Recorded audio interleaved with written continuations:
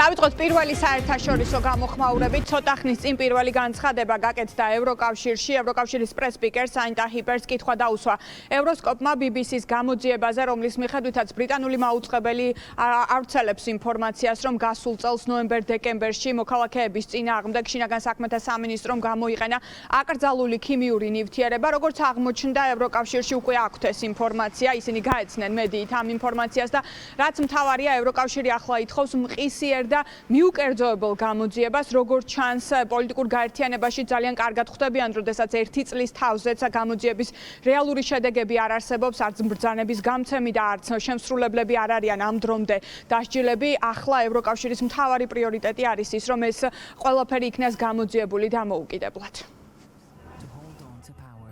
We have also just seen the media reports.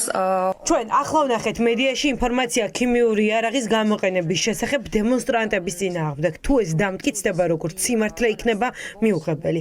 ასე რომ ველით სწრაფ, გამჭვირვალე და სანდო გამოძიებას ამ ბრალდებებთან დაკავშირებით.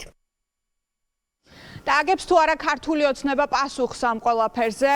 იურისტები, საერთაშორისო ორგანიზაციების წარმომადგენლები, ყოფილი სახალხო დამცველი ფიქრობს იმას, რომ რეალურად ქართული ოცნების წინააღმდეგ საერთაშორისო სასამართლოებში ეს გამოძიება იქნება ძალიან მნიშვნელოვანი მტკიცებულება. სხვათა შორის მოქმედი სახალხო დამცველი ამ დრომდე არ გამოხმაურებია BBC-ს ამ ინფორმაციას, თუმცა უნდა ითქვას ის, რომ სახალხო დამცველს ანგარიშიც უწერია ის, რომ მათ გამოითხოვეს შინაგან საქმეთა სამინისტროსგან რა ნივთიერებებს იყენებდნენ საზოგადოების წინააღმდეგ ნოემბერ-დეკემბერში. ეს ინფორმაცია მათ აინტერესებდა, თუმცა სახალხო დამცველისთვისაც შინაგან საქმეთა სამინისტროს ეს ინფორმაცია არ მიუცია. ამ დრომდე არის ეს ინფორმაცია გასაიდუმლოებული. ყოფილი სახალხო დამცველი კი პირდაპირ ამბობს, რომ ეს არის ადამიანების წინააღმდეგ ჩადენილი დანაშაული, რომელზეც ქართულმა ოცნებამ აუცილებლად უნდა აგოს პასუხი. იურისტები ეხმაურებიან ასევე ქართული ოცნების საჩივარს, რომელიც დღეს დაანონსდა მათი მხრიდან, რომ ისინი უჩივლებენ ბრიტანულ მაუწყებელს საერთაშორისო სასამართლოში და როგორც ყოფილი სახალხო დამცველი ფიქრობს, ეს არის ძალიან სწორი გადაწყვეტილება, ვინაიდან ეს იქნება მათ შორის წამების მსხვერპლი ადამიანებისთვისაც ძალიან კარგი შანსი, რომ მათ დაამტკიცონ საკუთარი სიმართლე საერთაშორისო სასამართლოებში. დოკუმენტირებული არის არაერთი ათობით შემთხვევა, მათ შორის საეჭვო და დაუდგენელი ქიმიური ნივთიერებით მოწამვლის.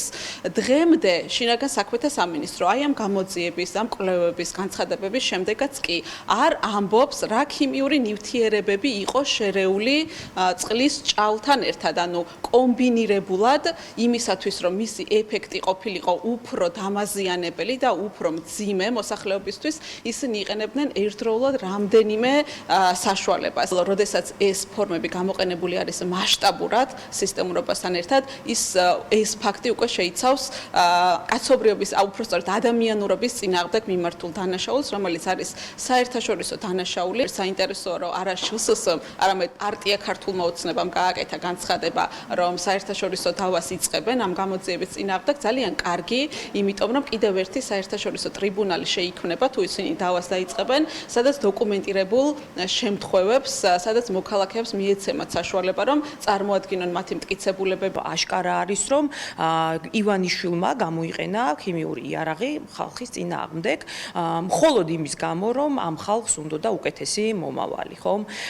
ეს ცხადია, ამას ის ვერ შეძლებდა, თუ კი არ იქნებოდა დარწმუნებული, რომ ყველა ინსტიტუცია იმუშავებდა მისი ინტერესების სასარგებლოდ. შესაბამისად, მისი მმართველობის პერიოდში ცხადია ამის გამოძიება არის შეუძლებელი ქვეყნის შიგნით. ეხლა რაც შეიძლება მოხდეს ქვეყნის გარეთ, რა თქმა უნდა, ეს არის საერთაშორისო ორგანიზაციების კვლევები და მათი რეაგირება. თუმცა ამაზე არის საუბარი და იმაზე თუ რა პასუხისგებლობა შეიძლება მათ მიმართ დადგეს, მათ შორის ტარგეტირებული და მიზნობრივი სანქციები, ცხადია ეს ყველაფერი, ეს ინფორმაცია ყველაფერი გამოყენებული იქნება. ჩვენ რეალურად არ ვფლობთ ოფიციალურ ინფორმაციას შინაგან საქმეთა სამინისტროს მხრიდან, რა ტიპის საშუალებები იქნა გამოყენებული.